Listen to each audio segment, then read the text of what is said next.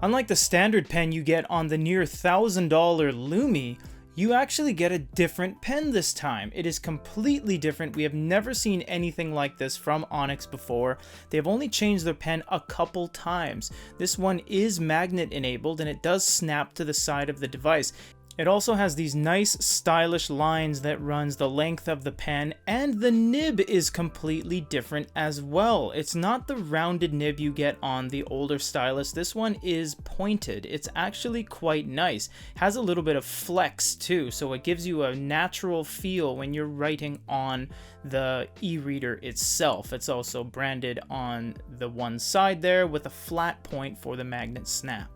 The home screen is the most updated home screen as of October 12th, 2020. You get your top drop down. If you tap that, all of your stuff pops up, your notifications, your volume, and your glow light, which we will show you later. You can turn your glow light off and on like that. You can swipe away to get rid of that. You have library, store, notes, storage, apps, and settings. Settings is where you're going to find all of your settings for application, firmware update, more settings, languages, and all the things that are going to change the UI elements on the device. The navigation ball is also very interesting. You can actually move it around anywhere on the screen, and every time you open it, it will always rainbow or arc to the respective place without it getting chopped off. And it's actually a very nice design. It's very innovative, and no other device really runs any sort of navigation ball.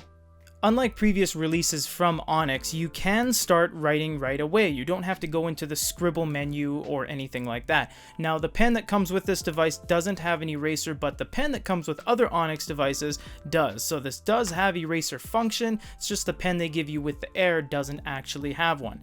This toolbar can be collapsed or it can be expanded, and you can actually change a lot of the things on your toolbar right here. You can tap or long press to drag and hold to the top here, you display style, size, etc. So there's a lot of customization there. The stock reader, which is Neo Reader, will have some limitations. You can do long press, you can make some notes, annotations, you can bring up the keyboard right here. It's kind of a conventional QWERTY keyboard. It does stack the first two rows and then staggers from there. So you can type away, and then you can add. You can see on normal mode it does skip some letters, so you have to make sure you're on a quicker mode, which we will cover later. Now, there's no pinch and zoom on Neo Reader. It actually doesn't do it, so you will have to live with the size that it is in, or change it with some of the augmentation formatting down below here, which you do have a lot of options. Onyx even takes it a step further with remove watermark, sharpen image, image contrast, text contrast, or embolden, so you can really change the look of your side-loaded PDFs, and it is quite impressive they give you this much functionality and flexibility. Traditionally, manga is about 6 inches, so this 10.3 is actually quite nice when it comes to graphic novels and manga. You're going to get an overall great experience on this. This is the Kindle application. You can see that you have all of the ability to download your favorite manga, sideload them in here, or just get them from your Amazon library. Because this is running Android, you can sideload any application onto it that is supporting Android 10, which is effectively the newest level of Android, so there will be very few, if not any, limitations. The elephant in the room is that they basically took a page out of Remarkable, not just for the design of the device, but for the layers as well. Layers is very nice, and as you can see here, you can select each layer to view, you can move them up and down in priority, or you can delete them entirely. This is very useful because if, for example, you click on layer 3, and then you go to the eraser, and then we're going to choose an area erase, and it looks like I'm going to erase everything, but it really actually only affects the layer you're working on. So this is very good for obviously working with layers. For example, if I have my highlighter and I color over everything like that, and I decide I want to get rid of that, you actually haven't affected any other layer beneath it or above it respectively. Clip art has been introduced a couple generations ago. Down here, it looks like a little image gallery button. You click on that. You click on some images that were in your device storage. From there, you can actually expand and contract, and you can stretch the dimensions as well as rotating it. And once you stamp it, you can just go ahead and choose something else and start drawing on it. So if you wanted to color something in, if you wanted to use your pen from this point on, you can, and your clip art will be embedded there. Layers do still work with clip art as well. You can add clip art to different layers. As you can see, our clip art is located on layer 1. This is area selection. You click the little lasso tool. You can circle what you want to select, and from here not only can you expand and contract the picture, you can actually stretch the dimensions, which a lot of other devices don't allow you to do. So you can very much change the aspect of this drawing. You can also rotate it, and you can copy it, and you can stamp it, or you can delete it as well. So there's a lot of things you can do with this. You can even copy it and paste it on another page. Handwriting conversion is very useful. You click on the little AI button. Now there's two ways you can do this. You can click original recognition, in which case it will translate it exactly to where it is, and you can actually move it around from here. However, when you go back, it doesn't actually move around the original. Secondly, you can go to AI again and choose reflow, and it will shoot everything and justify it to the top left corner, in which case you can continue your dictation by using the keyboard down below here. You can go Peter like that, or you can click on the pen and write from here. If I write an H, the next thing is going to be an H. If I write a P, the next thing is going to be a P. So this is very useful for actually recognizing your own handwriting down below. There are numerous colors on this device as well. There's black, dark gray, gray, light gray, white, which is effectively just an eraser or the absence of any color, and then you have red, green, and blue. All of this can be found under the color palette.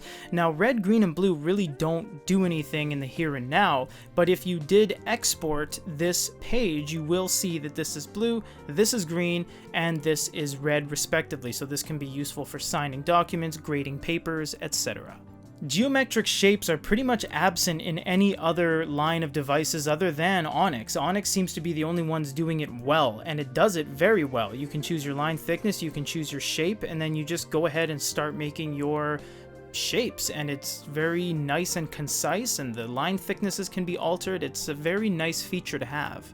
They have 5 different pens, so the pen, the paintbrush, ballpoint, pencil, and the highlighter, as well as text input. The pencil's probably the most interesting out of the bunch because it does look like a pencil, and we'll crank it up large so we can show you that it's very nice because it doesn't have the tilt that Remarkable does, but it does have that really nice pressure sensitivity, so you can push really hard or really lightly and do some shading, and it's very nice because the individual dot pixels are peppered on the screen when you press it really lightly. It's a very nice selection to have under your paintbrush palette.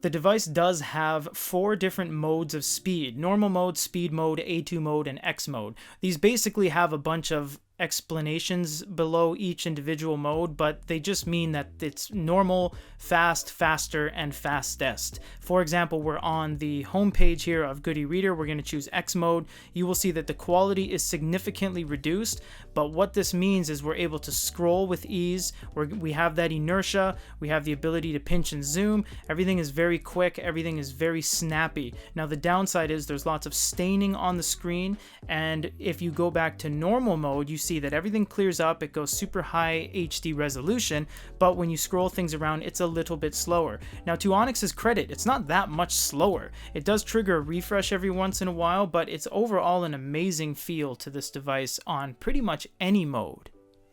Something else super cool about this device is that it has a gyroscope, which means it has auto rotate. So if you go past a certain axis, you can see you can go 90, 180, 270, or even 360, which just basically means all the way around. And if you want to take advantage of that asymmetrical design, just tip it over, tilt it past the axis, and you have a landscape biased device, which actually looks really nice with the Boox logo down below.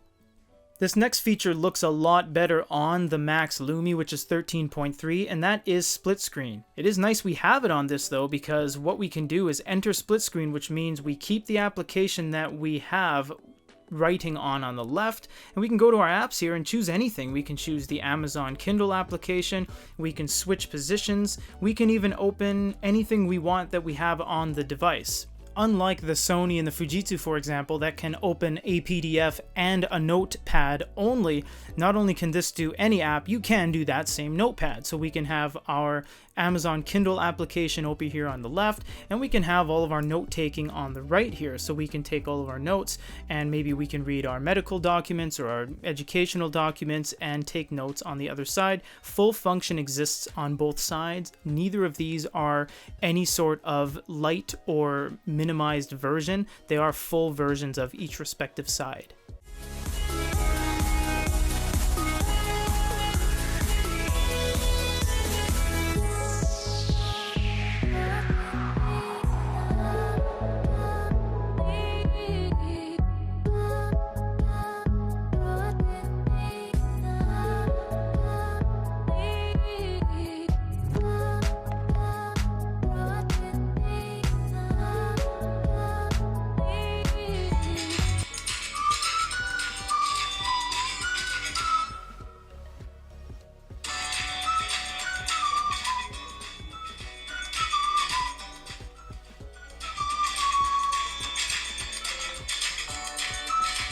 Light distribution on Onyx products have always been very, very good, and you can see this one is no exception. Corner to corner, perfect light distribution. Not only that, you can click on the little thing here and you can toggle on each light respectively.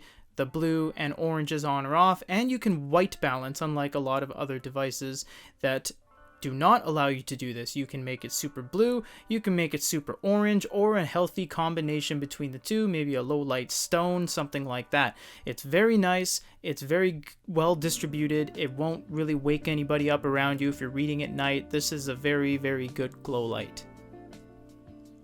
The Onyx Boox Air is the be-all end-all of 10.3-inch readers. With other readers you have compromises, no glow light, no Android, no audio. The Onyx Boox Note Air has absolutely everything, and this obviously can only be compared with the Remarkable because of its overall form factor, its functionality with notes, etc. This device has absolutely everything going for it. It's even built out of an entire block of aluminum. It's so well built, it's so nice looking, and it's just so objectively slam-packed with specs and functionality, customizations, and overall abilities to do anything you're going to want on this device.